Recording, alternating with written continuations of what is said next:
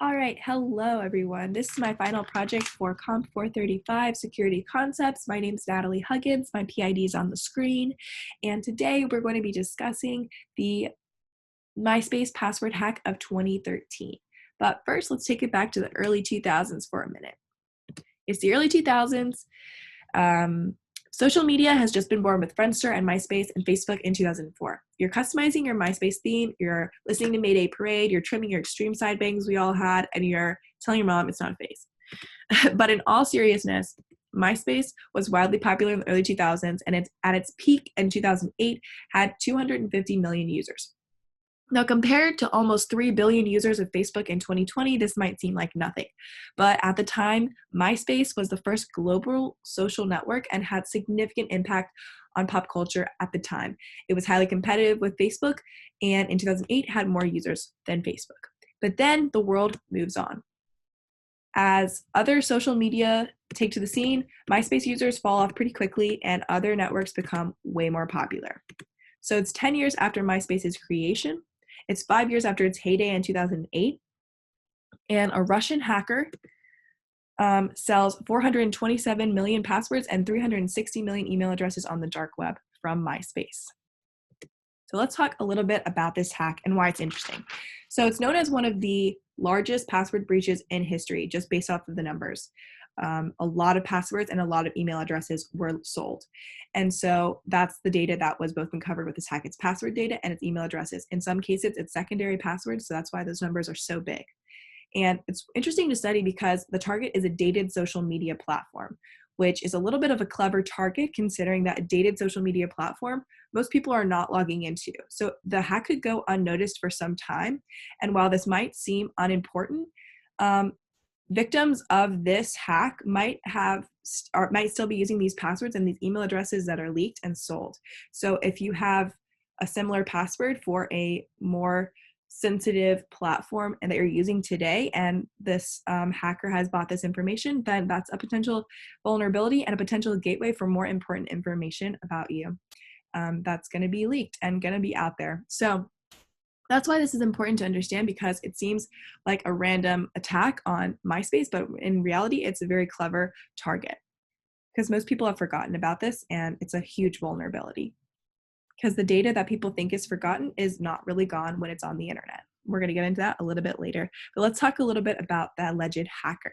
So the alleged hacker is a Russian cyber criminal referred to as Peace or Peace of Mind, and some sources say that this hacker is likely more than one person because they have a reputation of being responsible for similar password hacks on LinkedIn and Tumblr.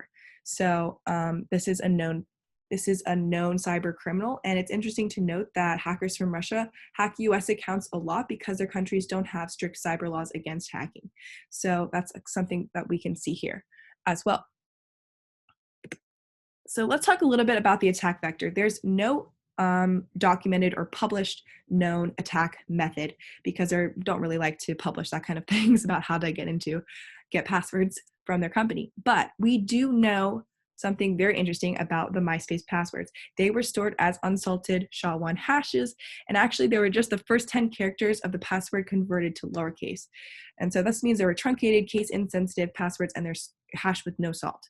So this is pretty much a hacker's dream in a sense that this is very easy to break these hashes and figure out these passwords. And we're going to get into some of the known vulnerabilities of unsalted SHA-1 hashes and potential other ways that this attack could have happened.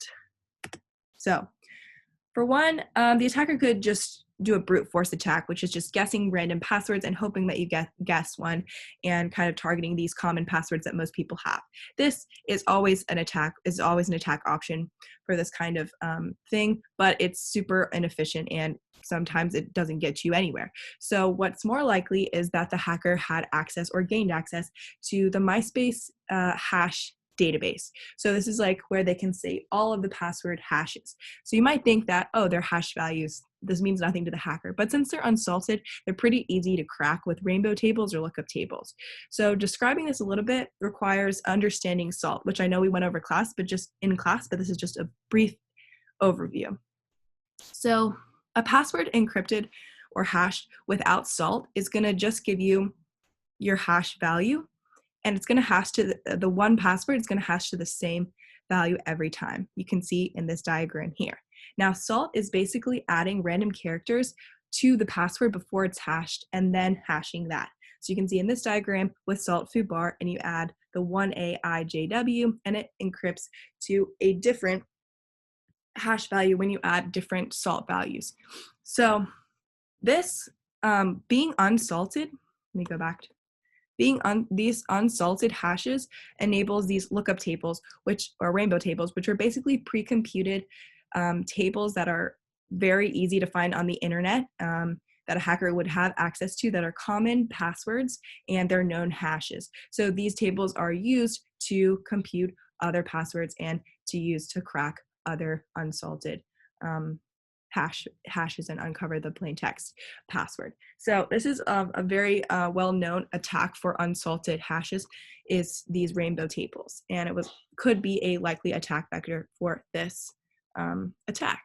So we also know, or I also found a source saying that Myspace account recovery at the time only required date of birth to regain account access, which is a huge vulnerability because we know that you can only be born in a set number of days of the year, days and the times of the year. So there you could potentially guess the correct date of birth quite easily and regain complete access to the account, lock the user out, change the password if they're still checking it, and so forth, gain access this way. So you can see that there's multiple attack avenues that the attacker could have taken to find out these passwords and these email addresses that we've just gone over. The brute force attack option, looking up rainbow tables because of the unsalted hashes, and also there's weak account recovery, so they could gain access this way. So who's affected? I would argue in this case that the primary victim is actually old Myspace users and not Myspace as a company, because Myspace is out of the media at this point of 2013, and it wouldn't gain that much press. I think that the people that are most affected are the old Myspace users, because it's their leaked passwords, and if they're relevant to other personal information, this is really harmful for them and less harmful for Myspace as a company, although I would say they're a secondary victim to this hack because it is their reputation and their company that didn't have enough security for their users. And so this is also leads to tertiary casualties, which includes distrust of Myspace as a company. Even though Myspace is kind of out of the media right now, people are probably not happy about this information being leaked because of their involvement with Myspace. Interesting enough, Myspace actually didn't release a statement until 3 years after the hack in 2016. So we can kind of see this as a trend that lots of times they don't announce they've been hacked until it's taken care of. This time it was 3 years later, so it would have been, maybe it went unnoticed, or maybe the passwords were linked to more important information. The damage was already done at that point, so there's not much recovery there. So let's talk about some takeaways that we can take from this kind of attack. Add salt. Salted hashes are way more secure than unsalted hashes. It eliminates the risk of rainbow table attacks. So we definitely want to add salt to our hashes to make sure their passwords are more secure if you're using that method to secure the passwords.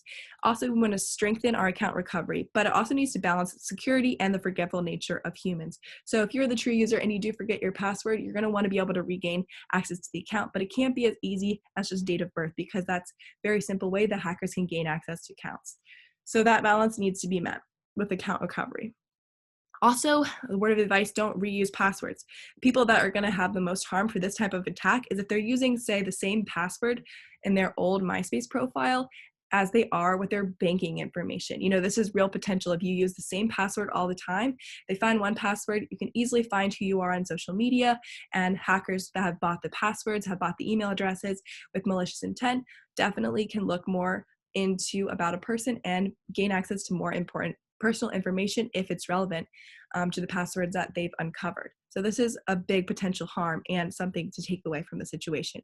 But the biggest is that data never dies, even on dead social media. When we think that our data is gone because we're not logging into an account, that data is still somewhere on the internet, and it's still potential risk for hackers to uncover and find more information about us. So with that, I'm going to leave you with 2 questions and say thank you for listening to my presentation. 1, why is it important to remember that data on old platforms poses personal security vulnerability? I just went over this. It's one of the biggest takeaways and one of the most interesting things I found about this attack in general. And the last question is more of a thought exercise, but describe the worst case scenario security implication for a victim of the 2013 Myspace password hack. I kind of mentioned this already, but I included my answers on the next slide if you're interested. If you want to pause, here are what I would say for the answers, and here are my sources. Thank you so much for listening to my video. I look forward to watching the other ones.